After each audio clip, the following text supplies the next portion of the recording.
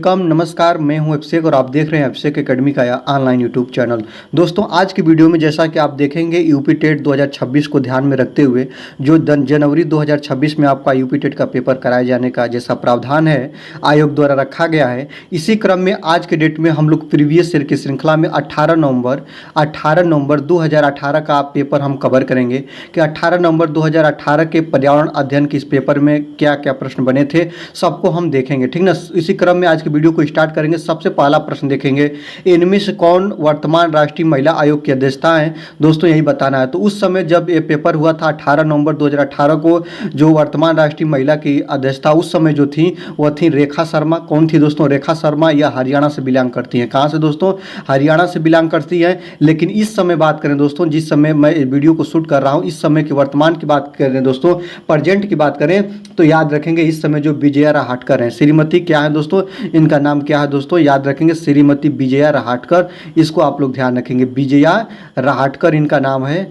रहाटकर इस समय है, जिन्होंने अगर बात करेंगे तो 19 अक्टूबर 2024 को इन्होंने अपना पदभार ग्रहण किया है। इसको आप ध्यान रखेंगे। आगे देखेंगे, लोकसभा और राज्यसभा की संयुक्त बैठक किसके द्वारा आहूत की जाती है। आहूत का मतलब होता है बुलाना है। आहूत का मतलब क्या होता है दोस्तों? बुलाना होता है। तो किसके द्वारा बुलाई जाती है लोकसभा और राज्यसभा की जो बैठक होती है?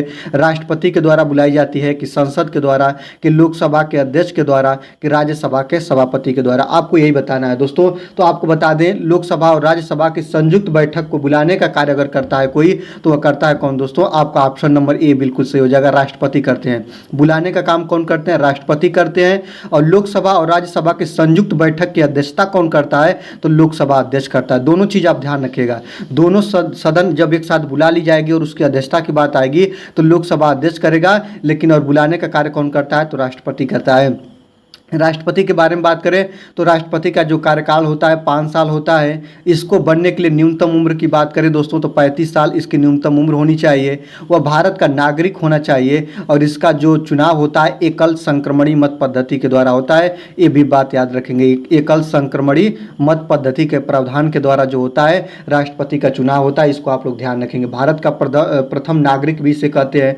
प्रधानमंत्री की नियुक्ति करता है या प्रधानमंत्री की सलाह पर मंत्रियों की भी नियुक्ति करता है। इसको आप लोग ध्यान रखेंगे। और याद रखिएगा, सदनों के बीच जब आपसी सामंजस्य नहीं बनता है तो यह बैठक बुलाने का काम करता है। इसको आप लोग ध्यान रखेंगे।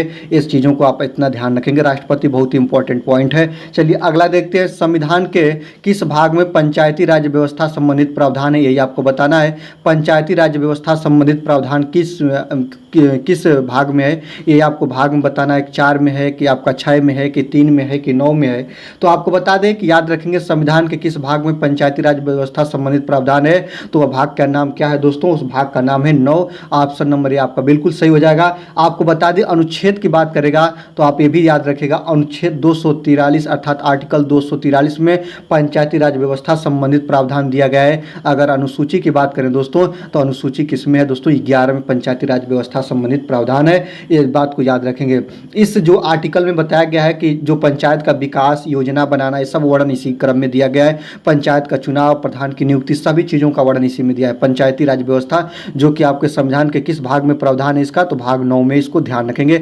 ऑप्शन नंबर ए आपका बिल्कुल करेक्ट आंसर हो जाएगा। आगे देखेंगे, 74वें संविधान संशोधन का संबंध किससे है, आपको बताना है। तो 74वां संविधान संशोधन का जो संबंध है ग्रामीण स्थानीय स्वशासन से है कि शहरी स्थानीय स्वशासन से है, कि राष्ट्रपति की शक्तियों से है कि संसद की शक्तियों से है? आपको बताना है। तो याद रखिएगा, 74वें संविधान संशोधन का जो संबंध है वह शहरी स्थानीय स्वशासन से है। ऑप्शन नंबर बी आपका बिल्कुल करेक्ट आंसर हो जाएगा। इसको आप लोग ध्यान रखेंगे। आगे देखेंगे, किस गैस के वर्षों के पानी में घुलने से वर्षा का पानी अम्लीय हो जाता है? याद रखेंगे दोस्तों, ये वर्षों नहीं है, वर्षा। इसको ध्यान रखेंगे।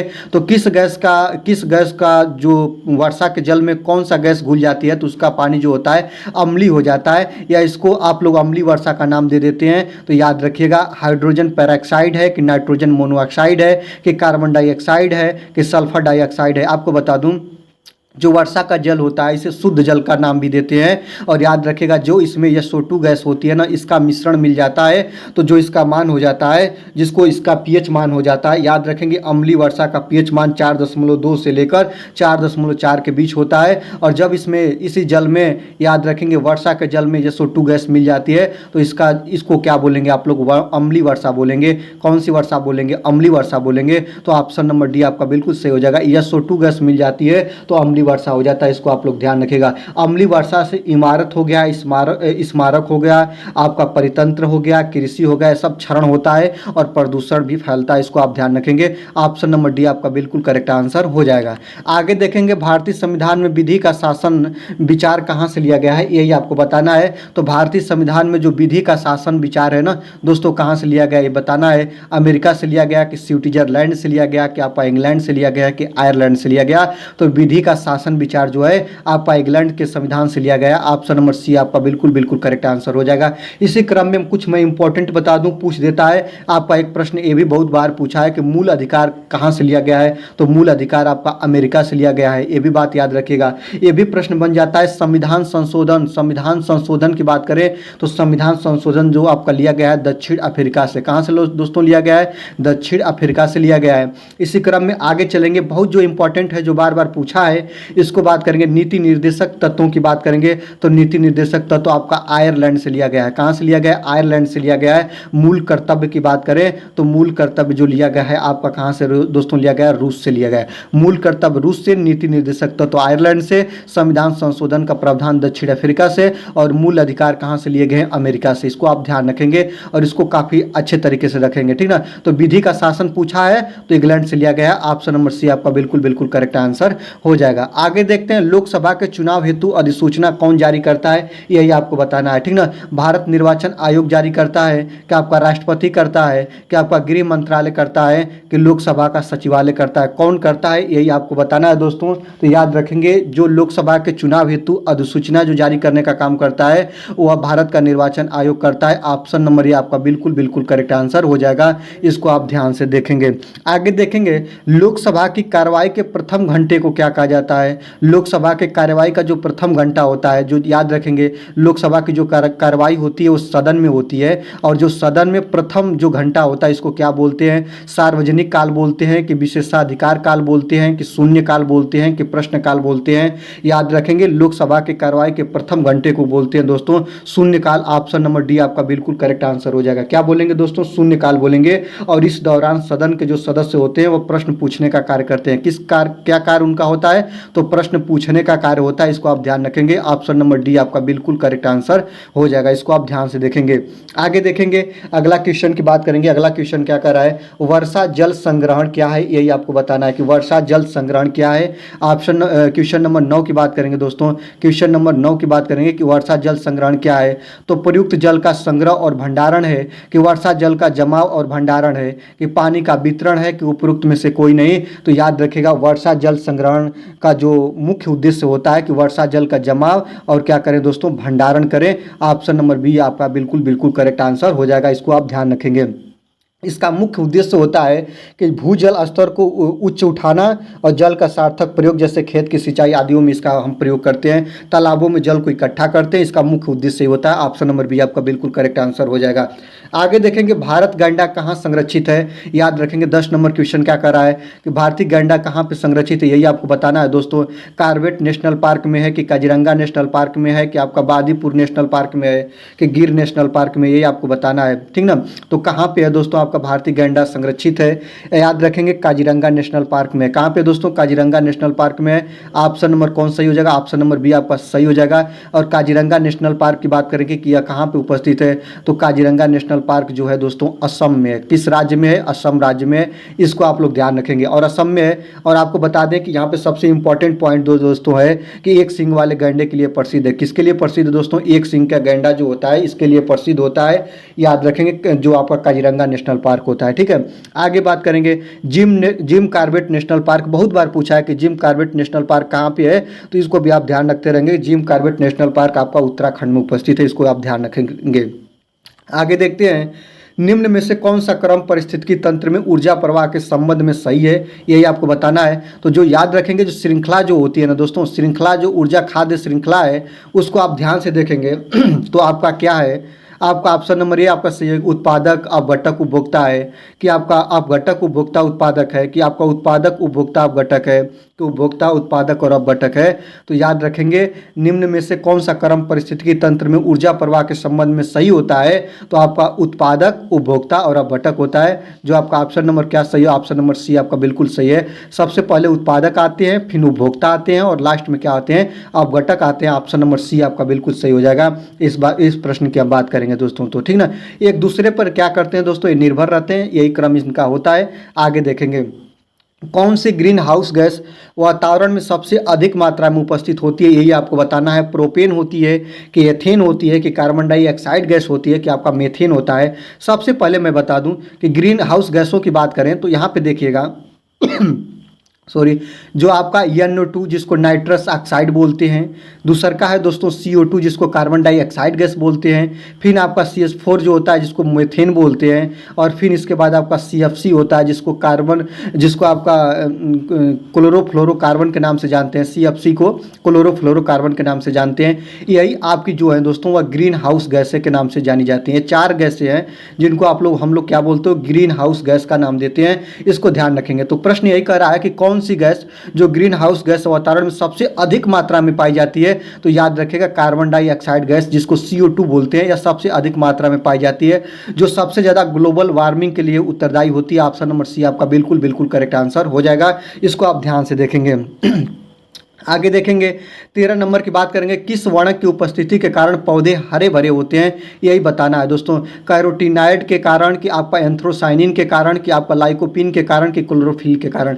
याद रखिएगा जो पेड़ पौधों की पत्तियां होती हैं वह हरी भरी होती हैं, वह क्लोरोफिल के कारण होती है। ऑप्शन नंबर डी आपका सही हो जाएगा। आपको बता दें जो क्लोरोफिल होता है हरित लवक नामक कोशिका में पाया जाता है, और इसी कारण जो आप ध्यान रखेंगे जिस कोशिका में क्लोरोफिल होता है वही कोशिका जो होती है प्रकाश संश्लेषण की क्रिया करती है। और आपको पता है कि जो प्रकाश संश्लेषण होता है इसी के माध्यम से पेड़ पौधे क्या बनाते हैं दोस्तों, भोजन बनाते हैं। प्रकाश संश्लेषण के माध्यम की प्रक्रिया से दोस्तों भोजन बनाते हैं, और क्लोरोफिल के कारण याद रखेंगे जिस भी वर्णक में क्लोरोफिल उपस्थित रहेगा वही प्रकाश संश्लेषण की क्रिया को करेंगे, और प्रकाश संश्लेषण की क्रिया को करेंगे अर्थात वे भोजन का निर्माण करेंगे, और भोजन निर्माण होगा तभी जो पौधे की पत्तियां होगी हरी भरी रहेगी। ऑप्शन नंबर डी आपका बिल्कुल करेक्ट आंसर हो जाएगा।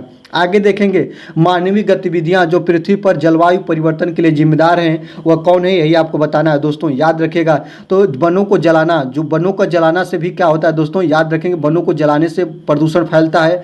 कृषि क्रियाकलापों से भी प्रदूषण का फैलाव होता है। एयरोसेल कैन का उपयोग करने से भी प्रदूषण का फैलाव होता है। तो मानवीय गतिविधियां जो पृथ्वी पर जलवायु परिवर्तन के लिए जिम्मेदार हैं तो उपरोक्त सभी हैं। ऑप्शन नंबर डी आपका बिल्कुल सही आंसर हो जाएगा। क्यों हो जाएगा, आप देखिए कृषि क्रियाकलाप को मतलब कि जैसे आप कीटनाशक दवाओं का उपयोग करते हैं तो इससे भी प्रदूषण होता है, जल प्रदूषण होता है, और यह भी जो होती है जलवायु परिवर्तन के लिए उत्तरदायी होती है। तो ये चारों आपका जलवायु परिवर्तन के लिए उत्तरदायी हो जाएंगे, इसको आप लोग ध्यान रखेंगे। आगे देखेंगे आपका यूफोर्बिएसी फैमिली की कौन सी फसल बायोडीजल उत्पन्न करने के लिए जानी जाती है। 15 नंबर क्वेश्चन की बात करें तो यह जैट्रोफा है। कुछ दोस्तों क्या दोस्तों जैट्रोफा है। ऑप्शन नंबर ये आपका बिल्कुल सही हो जाएगा। जैट्रोफा के बारे में बात करें तो याद रखेंगे आप बायोडीजल इसके बीज से, जो जैट्रोफा होता है ना इसका बीज से कितना 20 से 30% जो तेल निकाला जाता है, इसको ध्यान रखिएगा। और इसका प्रयोग जो हम लोग किस में करते हैं दोस्तों, तो वाहनों में करते हैं, इसको आप लोग ध्यान रखेंगे। और इसके कारखाना के बारे में बात करें तो इसका कारखाना आंध्र प्रदेश राज्य में है, वहाँ पर इसका कारखाना लगा हुआ है जैट्रोफा से तेल बनाने का, इसको आप ध्यान रखेंगे। ऑप्शन नंबर ए आपका बिल्कुल सही हो जाएगा। आगे देखेंगे बहुत इंपॉर्टेंट है कि जड़ी बूटियों की भारत की सबसे पवित्र जड़ी बूटी, इस औषधि पौधे का हिंदू धर्म में महत्व और इसका वनस्पति नाम ओसिमम सैक्टम है। इसको सामान्यतः किस नाम से जाना जाता है, आपको बता दें जड़ी बूटियों की रानी, अर्थात बीमार पड़ने पर इसका हम प्रयोग भी करते हैं, तो जड़ी बूटियों की रानी हो गई। और भारत के पवित्र जड़ी बूटी जिसका हम लोग पूजा पाठ भी करते हैं, और यह जो पौधा का नाम है दोस्तों ऑप्शन नंबर ए आपका बिल्कुल सही हो जाएगा, तुलसी है। बिना किसी सोचे हुए समझेंगे तुलसी का पूजा पाठ भी किया जाता है और यह औषधि में भी उपयोगी होती है। ऑप्शन नंबर ए आपका बिल्कुल बिल्कुल करेक्ट आंसर हो जाएगा। आगे देखते हैं 17 नंबर की बात करेंगे। पीने के लिए सुरक्षित पानी को क्या बोलते हैं? पीने योग्य पानी बोलते हैं कि आपका आशुद्ध जल बोलते हैं कि आपका ताज़ा जल बोलते हैं कि नल का पानी बोलते हैं? तो पीने योग्य जो सुरक्षित पानी होता है इसको हम लोग बोलते हैं पीने योग्य पानी। ऑप्शन नंबर ए आपका बिल्कुल बिल्कुल करेक्ट आंसर हो जाएगा। आगे देखेंगे वर्ष 1984 की भोपाल गैस त्रासदी निम्न में से किस गैस के रिसाव के कारण हुई थी? आपको उस गैस का नाम बताना है। तो याद रखिएगा भोपाल गैस त्रासदी जो भोपाल का है दोस्तों, तो मध्य प्रदेश की राजधानी है। कहाँ की राजधानी है दोस्तों? मध्य प्रदेश की राजधानी। और यहीं पे घटना घटी थी। जो घटना घटी थी उसमें कौन सा गैस का रिसाव हुआ था? मिथाइल आइसोसाइनेट का कि नाइट्रस ऑक्साइड का कि आपका मीथेन का कि कार्बन मोनोऑक्साइड का? मैं बता दूं कि यह रिसाव जो हुआ था एक फैक्ट्री कारखाना से हुआ था जिसका नाम था मिथाइल आइसोसाइनेट। क्या था दोस्तों? Methyl isocyanate. और इसका सूत्र होता है CH3NCO। याद रखेंगे NCO इसका सूत्र होता है, मिथाइल आइसोसाइनेट बोलते हैं। और यह जो होती है विषैली गैस होती है और इसी के रिसाव के कारण लगभग 2500 मजदूरों की मृत्यु हो गई थी। याद रखेंगे कब हुआ था दोस्तों? तो ये भी ध्यान रखेंगे 3 दिसंबर आपका 1984 को हुआ था मिथाइल आइसोसाइनाइड घटना की, जो कि आपका रिसाव हुआ था गैस का। और यह जो होती है काफ़ी विषैली गैस होती है, इससे अपार जन धन की हानि हुई थी। ऑप्शन नंबर ए आपका बिल्कुल करेक्ट आंसर हो जाएगा। आगे देखेंगे 19 नंबर की बात करेंगे। 19 नंबर कह रहा है कि विश्व पर्यावरण दिवस कब मनाया जाता है? आपको बात करेंगे दोस्तों विश्व पर्यावरण दिवस के, कि विश्व पर्यावरण दिवस प्रत्येक वर्ष के कब मनाया जाता है, किस तारीख को मनाया जाता है? 16 सितंबर को कि 2 दिसंबर को कि 5 जून को कि 11 जुलाई को? बहुत इंपॉर्टेंट है कि विश्व पर्यावरण दिवस कब मनाया जाता है? 5 जुलाई को मनाया जाता है। ऑप्शन नंबर सी आपका बिल्कुल करेक्ट आंसर हो जाएगा। इसी क्रम में जो सबसे ज़्यादा यूपी टेट में बने हैं ओजोन दिवस पूछ देता है। कब मनाया जाता है? 16 सितंबर को मनाया जाता है। क्या दोस्तों? तो ओजोन दिवस। आपको पूछ देता है कि हिंदी दिवस कब मनाया जाता है? 14 सितंबर को आपको क्या मनाया जाता है? हिंदी दिवस मनाया जाता है। याद रखेंगे दक्षिणी गोलार्ध, ये प्रश्न बहुत बार बना है, कई बार बना है। मैं बता दूं कि दक्षिणी गोलार्ध का सबसे बड़ा दिन क्या है? तो दक्षिणी गोलार्ध का सबसे बड़ा दिन जो होता है 22 दिसंबर होता है। इसी क्रम में बना है कि उत्तरी गोलार्ध का सबसे बड़ा दिन क्या है दोस्तों? तो उत्तरी गोलार्ध का सबसे बड़ा दिन 22 जून है। सबको ध्यान से देखिए, विश्व पर्यावरण दिवस 5 जून को मनाया जाता है, 16 सितंबर को ओजोन दिवस मनाया जाता है, 14 सितंबर को हिंदी दिवस मनाया जाता है, दक्षिणी गोलार्ध का सबसे बड़ा दिन 22 दिसंबर है और उत्तरी गोलार्ध का सबसे बड़ा दिन 21 जून है। इसको ध्यान रखेंगे। दोस्तों आपसे रिक्वेस्ट करेंगे कि अगर आपको वीडियो अच्छी लग रही है तो वीडियो को इसी क्रम में आप लाइक करते चलिए, क्योंकि एक लाइक आपका मुझे 1000 वीडियो बनाने के लिए मोटिवेट करता है। और जो वीडियो बनती है काफ़ी मेहनत करना पड़ता है और आपका एक लाइक तो मुझे बहुत ज़्यादा मोटिवेट करता है अंदर से। आगे देखेंगे 20 नंबर की बात करेंगे। MS स्वामीनाथन एक थे, पत्रकार थे कि कृषि वैज्ञानिक थे कि पारिस्थितिकी वैज्ञानिक थे कि पक्षी वैज्ञानिक थे? आपको बता दें दोस्तों MS स्वामीनाथन। याद रखेंगे बहुत इंपॉर्टेंट नाम है और इंपॉर्टेंट है चेहरा, ठीक ना? MS स्वामीनाथन। आपको बात करेंगे दोस्तों कि अगर MS स्वामीनाथन क्या हैं, अगर इसी क्रम में आप इसको बहुत ध्यान से देखेंगे तो आपको मिल जाएगा कि जो MS स्वामीनाथन है वह हरित क्रांति के जनक थे। क्या दोस्तों? हरित क्रांति के जनक थे। ये भी ध्यान रखिएगा, हरित क्रांति के जनक किसे कहते हैं? तो MS स्वामीनाथन को बोलते हैं। और यह कृषि वैज्ञानिक थे। क्या थे दोस्तों? कृषि वैज्ञानिक थे। ऑप्शन नंबर बी आपका बिल्कुल सही हो जाएगा। बात करेंगे दोस्तों 1900 कब दोस्तों? तो 1989 में इन्हें पद्म भूषण से सम्मानित किया गया, ठीक ना? भारत सरकार द्वारा पद्म भूषण से सम्मानित किया गया। और यह कृषि वैज्ञानिक थे, हरित क्रांति का जनक कहा जाता है। आधुनिक खाद्य बीजों द्वारा यह जो भारतीय फसल है ना, इसमें बहुत तीव्र गति से इसके उत्पादन में वृद्धि लाए थे और इन्हीं को बोला जाता है MS स्वामीनाथन, जो कृषि वैज्ञानिक से संबंध रखते हैं। ऑप्शन नंबर बी आपका बिल्कुल बिल्कुल करेक्ट आंसर हो जाएगा। आगे देखेंगे wild life institute of India, जिसको WWI कहते हैं, कहाँ स्थित है? यही आपको बताना है दोस्तों कि यह कहाँ पे उपस्थित है, ये आपको बताना है। बहुत इंपॉर्टेंट चीज़ है। यह नई दिल्ली में है कि अहमदाबाद में है कि कोयम्बटूर में है कि देहरादून में है? याद रखेंगे ये जो भारतीय वन्य जीव संस्थान इसको बोलते हैं, भारतीय वन्य जीव संस्थान, जो कहाँ पे है दोस्तों? याद रखेंगे देहरादून में। कहाँ पे है दोस्तों? देहरादून में। ऑप्शन नंबर डी आपका बिल्कुल सही हो जाएगा। भारतीय वन्य जीव संस्थान इसे बोलते हैं। ऑप्शन नंबर डी आपका बिल्कुल सही हो जाएगा। देहरादून में यह चीज जो है दोस्तों स्थित है, WWI वन्य जीव संस्थान इसको हिंदी में बोलते हैं। आगे देखेंगे 22 नंबर की बात करेंगे। प्रकाश संश्लेषण के दौरान हरे पौधे निम्न में से किसे सोख लेते हैं? यही आपको बताना है दोस्तों। प्रकाश संश्लेषण के दौरान आपको एक प्रश्न और बता दूं, कई बार प्रश्न बना है कि प्रकाश संश्लेषण की क्रिया किसमें होती है? तो हरे पेड़ पौधे में होती है। ये भी पॉइंट याद रखेंगे कि हरे पेड़ पौधे में जो होती है ना दोस्तों, प्रकाश संश्लेषण की क्रिया होती है, याद रखेंगे। और प्रकाश संश्लेषण के दौरान कौन सी गैस जो होते हैं पौधे सोख लेते हैं, हीलियम सोखते हैं कि नाइट्रोजन सोखते हैं कि कार्बन डाइऑक्साइड कि आपका ऑक्सीजन। तो याद रखेंगे प्रकाश संश्लेषण में किसको सोखते हैं, तो कार्बन डाइऑक्साइड गैस को सोख लेते हैं, इसको CO2 बोलते हैं। ऑप्शन नंबर सी आपका बिल्कुल सही हो जाएगा। और कौन सी गैस निर्मुक्त करते हैं, तो ऑक्सीजन को निकालते हैं, भी ध्यान रखेंगे। ऑक्सीजन को प्राणदायिनी या जीवनदायिनी गैस के नाम से भी जानते हैं, इसको आप ध्यान रखेंगे। सबसे पहले इन चीज़ों को ध्यान रखते हुए आप लोग देखेंगे ऑप्शन नंबर सी आपका बिल्कुल सही हो जाएगा। कार्बन डाइऑक्साइड गैस को ये लोग क्या करते हैं दोस्तों, सोख लेते हैं। ऑप्शन नंबर सी आपका बिल्कुल करेक्ट आंसर हो जाएगा। आगे देखते हैं 23 नंबर की बात करेंगे। अपशिष्ट उत्पादों को खाने वाले जीव को क्या कहते हैं, तो जो अपशिष्ट उत्पाद होते हैं इनको खाने वाला जो जीव होता है उसको हम मृतक भक्षी बोलते हैं, कि आपका शाक भक्षी बोलते हैं, कि आपका मांस भक्षी बोलते हैं, कि आपका रसायन भक्षी बोलते हैं। तो अपशिष्ट उत्पादों को जो खाने वाला जीव होता है उसको हम लोग बोलते हैं, ऑप्शन नंबर आपका बिल्कुल सही हो जाएगा, मृतक भक्षी, अर्थात मृत जीव जंतुओं को जो खाने वाले होते हैं उसको मृतक भक्षी बोलते हैं। और इसमें जो आपका होता है ना दोस्तों, अपघटक होते हैं, बेस्ट इसका एग्जाम्पल होता है अपघटक। और इसको आप लोग कवक हो गया, बैक्टीरिया हो गया, जीवाणु हो गया, ये सभी मृतक भक्षी के एग्जाम्पल हैं। ऑप्शन नंबर आपका बिल्कुल बिल्कुल करेक्ट आंसर हो जाएगा। चलिए आगे देखते हैं। तप्त भौम जल से किस प्रकार की ऊर्जा प्राप्त होती है, तो तप्त भौम जल से आपका जल विद्युत ऊर्जा प्राप्त होती है, कि आपका भूतापी ऊर्जा प्राप्त होती है, कि सौर ऊर्जा, कि नाभिकीय ऊर्जा। तो याद रखिएगा तप्त भौम जल से जो ऊर्जा प्राप्त होती है वह भूतापी ऊर्जा होती है। ऑप्शन नंबर बी आपका बिल्कुल सही हो जाएगा। और इसका प्रयोग हम खाना बनाने और बिजली बनाने में करते हैं, याद रखेंगे आप लोग, भूतापी ऊर्जा प्राप्त होती है। Option number B. तप्त मतलब उष्मा से है, और उष्मी जल से कौन सी ऊर्जा मिलेगी, तो याद रखेंगे भूतापी ऊर्जा मिलेगी। ऑप्शन नंबर बी आपका बिल्कुल बिल्कुल करेक्ट आंसर हो जाएगा। आगे देखेंगे 16 घास स्थल कहाँ पाए जाते हैं। ऑप्शन नंबर 25 नंबर क्वेश्चन का देखेंगे कि जो 16 घास स्थल होते हैं वो पश्चिमी घाट में पाए जाते हैं, कि हिमालय में पाए जाते हैं, कि पूर्वी घाट में पाए जाते हैं, कि विंध्याचल में पाए जाते हैं। तो जो 16 घास का मैदान होता है वह पश्चिमी घाट में पाया जाता है। ऑप्शन नंबर ये आपका बिल्कुल करेक्ट आंसर हो जाएगा, इसको आप लोग ध्यान रखेंगे। आगे देखेंगे भारत में जो पेलिकन पक्षी है कहाँ प्रजनन करते हैं, तो यह पक्षी जो होता है नेलापड्डू में करता है, कि कुंथलकुलम में करता है, कि कोकारे बेलूर में करता है, कि उपरोक्त सभी में करता है। तो यह पक्षी जो होता है वह प्रजनन सभी जगहों पर करता है। ऑप्शन नंबर डी आपका बिल्कुल सही हो जाएगा, इस बात को आप याद रखेंगे। यह जो होते हैं, ये पक्षी जो होते हैं ना, इनको जल पक्षी के नाम से जानते हैं। या जल में अधिक रहते हैं, या मछली को खाना पसंद करते हैं, या मछली इनका मुख्य भोजन होती है। और ये भी बात याद रखेंगे, इनकी चोंच जो होती है वह लंबी होती है, ठीक ना। इनकी चोंच के बारे में बात करें तो इसकी चोंच जो होती है लंबी होती है। इनको साइबेरियन के पक्षी के नाम से भी जानते हैं, यह भी याद रखेगा, साइबेरियन पक्षी के नाम भी इसको हम कहते हैं, या इसके नाम से भी जानते हैं। इस बात को आप याद रखते रहेंगे। आगे देखेंगे 27 नंबर की बात करेंगे कि मीनमाता रोग इसको बोलते हैं दोस्तों, या मैना माता रोग, इसको मीनमाता रोग का नाम जानते हैं। बहुत जगह पे अलग अलग नामों से रखा जाता है।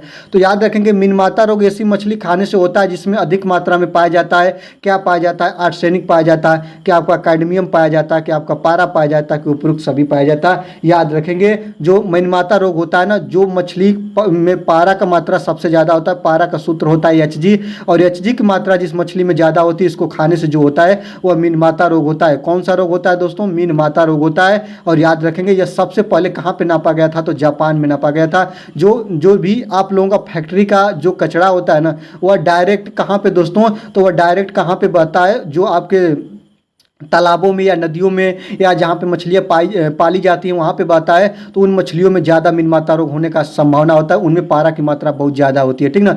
आर्सेनिक द्वारा जल प्रदूषण सबसे ज़्यादा कहाँ होता है, ये प्रश्न ये भी बना है, तो याद रखिएगा आर्सेनिक द्वारा जल प्रदूषण सबसे ज़्यादा जो होता है पश्चिम बंगाल में होता है। ये अभी यूपी टेट का प्रश्न है, मुझे याद आया तो आपको बता दे रहा हूँ, ठीक है। आगे देखते हैं ओजोन परत का अधिकतम ध्वास निम्न में से किस पर हुआ है। सबसे पहले बता दें ओजोन परत को O3 से दर्शाते हैं। ओजोन परत किस मंडल में पाई जाती है, तो समताप मंडल में पाई जाती है, ठीक ना। याद रखेंगे समताप मंडल में पाई जाती है, उस परत का नाम होता है ओजोन परत, ठीक ना। इसको आप लोग याद रखेंगे। 16 सितंबर को ओजोन दिवस मनाया जाता है, 16 सितंबर को ओजोन दिवस मनाया जाता है। और ओजोन परत जो होती है इसकी मापने की, ओजोन परत की मोटाई जो नापी जाती है वो डाप्सन में नापी जाती है। सब चीज़ों को आप लोग याद रखते रहेंगे, ठीक ना।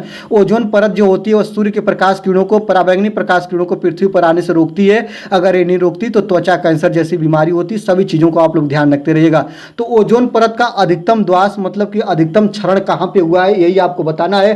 तो याद रखिएगा ओजोन परत का जो अधिकतम ध्वास है उत्तरी ध्रुव पर हुआ कि भूमध्य रेखा पर हुआ कि दक्षिणी ध्रुव पर हुआ कि उपयुक्त में से कोई नहीं। तो ओजोन परत का जो सबसे ज़्यादा अधिकतम ध्वास हुआ है वह दक्षिणी ध्रुव पर हुआ है दोस्तों। ओजोन छिद्र इस यहीं पे है दोस्तों, ओजोन छिद्र है। और याद रखेंगे ओजोन छिद्र, ये भी प्रश्न बन सकता है कि ओजोन छिद्र कहाँ पे है, तो अंटार्कटिका पर देखा गया है। याद रखेंगे 1885 में, ठीक ना, 1885 में अंटार्कटिका महाद्वीप पे देखा गया है। इसको आप बहुत ध्यान से देखेंगे। ऑप्शन नंबर सी आपका बिल्कुल बिल्कुल करेक्ट आंसर हो जाएगा। इनमें से कौन भारत का प्रथम मुख्य न्यायाधीश था यही आपको बताना है। तो आपका एम पतंजलि साबी थे, कि आपका मेहर चंद्र महाजन थे, कि हीरालाल जे कार्निया थे, कि एस आर दास थे। तो इनमें से कौन भारत का मुख्य न्यायाधीश था, तो हीरालाल जे कार्निया था। ऑप्शन नंबर सी आपका बिल्कुल बिल्कुल करेक्ट आंसर हो जाएगा। इसको याद रखेंगे। यह पुरुष थे दोस्तों। अगर महिला मुख्य न्यायाधीश की बात करें तो महिला मुख्य न्यायाधीश जो थी वह फातिमा बीबी थी। ये भी आप लोग याद रखेंगे, ये भी चीज़ों को आप ध्यान रखेंगे। फातिमा बीबी जो थी वह महिला मुख्य न्यायाधीश थी। और इनमें से कौन भारत का प्रथम मुख्य न्यायाधीज था, तो हीरालाल जी कार्निया थे। ऑप्शन नंबर सी आपका बिल्कुल करेक्ट आंसर हो जाएगा।